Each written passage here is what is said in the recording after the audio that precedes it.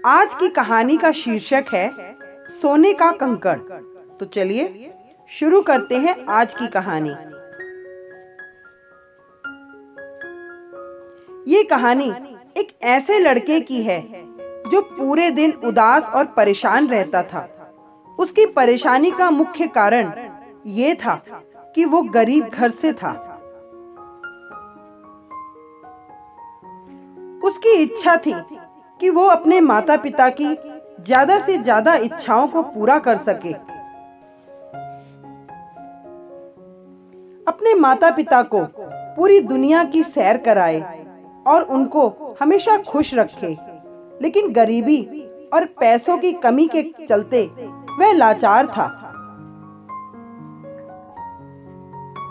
एक दिन लड़का दुखी होते हुए सड़क से जा रहा था, तभी उसको एक ज्ञानी गुरुजी मिले। लड़के को परेशानी में देखकर गुरुजी से रहा ना गया और उन्होंने पूछा कि बेटा क्या हुआ, इतने चिंतित क्यों हो। इतने में लड़का बोला कि गुरुजी मैं बहुत परेशान हूँ और मुझे पैसों की बहुत जरूरत है ताकि मैं मेरे माता पिता को पूरी दुनिया घुमा सकूं और उन्हें खुश रख सकूं, पर पैसों के बिना ये असंभव है। गुरुजी उसकी हालत को देखकर उसे एक जगह पर ले गए।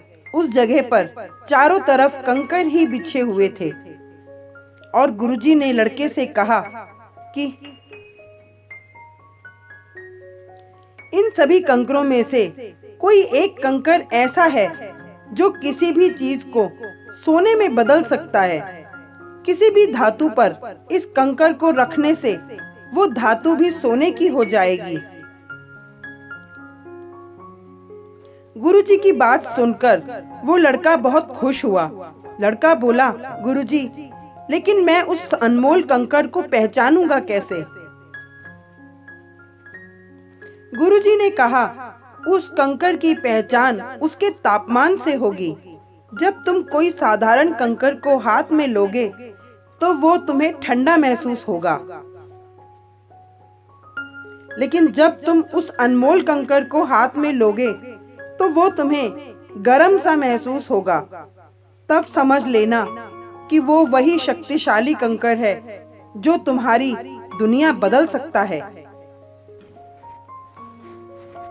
परंतु वहां पर बहुत अधिक मात्रा में कंकड़ पड़े हुए थे और उनमें से वो एक कंकड़ निकालना कोई साधारण बात नहीं थी। वो लड़का बहुत ज्यादा खुश था और सोचने लगा कि उसे तो तुरंत ही वो कंकड़ मिल जाएगा और वो आसानी से अमीर बन जाएगा। लेकिन वो ये नहीं समझ पा रहा था कि अगर गुरुजी ने उसे ये करने को बोला है तो ऐसे ही तो नहीं बोला होगा, जरूर उसके पीछे कोई कारण छिपा होगा। अगर इतनी जल्दी लड़के को वो कंकड़ मिल जाता तो बात ही क्या थी। इसी के साथ प्रोत्साहित होकर लड़के ने उस अनमोल कंकड़ की खोज शुरू कर दी। धीरे धीरे वो कंकड़ को परखने लगा और जो कंकड़ उसे तापमान में ठंडा लगता, लड़का उसे पास वाली नदी में फेंक देता ताकि उसको फिर से वही कंकड़ बार बार हाथ में ना लेना पड़े। धीरे धीरे करके एक दिन से एक महीना हो गया, फिर भी लड़के को कंकड़ नहीं मिला। लड़का हताश होने लगा, पर उसने कंकड़ की खोज जारी रखी। ऐसे करते करते 4 महीने हो गए, पर फिर भी वह कंकड़ नहीं मिला। शुरू में तो वो लड़का बहुत बारीकी से कंकड़ को देखता और परखता था, परंतु इतना समय हो जाने के बाद अब वो निराश हो गया था और इतनी बारीकी से हर कंकड़ को नहीं परखता था। पर फिर भी उसने खोज जारी ही रखी। गुरुजी समझ गए कि लड़के के दिमाग में विचारधारा बदल गई है। वो हर कंकड़ को हल्के में ले रहा है और सीधा नदी में फेंक दे रहा है। अब हुआ ये कि जब असली में उस लड़के ने वो अनमोल कंकड़ खोज लिया और उस कंकड़ को हाथ में लिया, तो बाकी कंकड़ों की तरह उसने उस अनमोल कंकड़ को भी पानी में फेंक दिया। और उसके सिर्फ 5 सेकंड के बाद उसे पता चला कि उसके हाथ पर लाल धब्बा आ गया है और गर्म सा महसूस होने लगा है। तभी उसे पता चला कि जो कंकड़ उसने अभी फेंका वो कोई साधारण कंकड़ नहीं था। जो गुरुजी ने बोला था वो वही कंकड़ था, परंतु फेंकने के बाद वो अभी नदी में से निकालना मुमकिन नहीं था।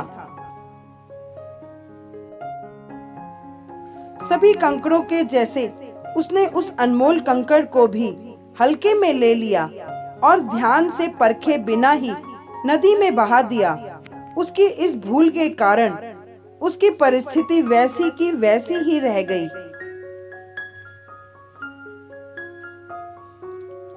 आपकी जिंदगी में ये अनमोल कंकड़ एक अवसर, एक मौका है, और ये सब साधारण कंकड़ वो आपका हर एक दिन है। वो अनमोल कंकड़ आपके हाथ में कब आएगा आपको भी नहीं पता है, परंतु आपको साधारण कंकड़ रूपी हर एक दिन को ध्यान से परखना है। जिस दिन आपको वो अनमोल कंकड़ मिल गया वो आपकी पूरी दुनिया ही बदल देगा। परंतु जिस समय आपने अपने हर एक दिन को हल्के में लेना शुरू कर दिया, धीरे धीरे हल्के में लेना आपकी मानसिकता हो जाएगी। और जब कोई बड़ा अवसर वाला दिन आपकी जिंदगी में आएगा और आप उसे भी अपनी आदत के कारण हल्के में ले लोगे और नतीजे में आपको सिर्फ पछतावा ही होगा। Thank you. यदि ये वीडियो आपको अच्छा लगा तो प्लीज लाइक कीजिए, सब्सक्राइब कीजिए, शेयर कीजिए, कमेंट कीजिए, बेल दबाना मत भूलिएगा।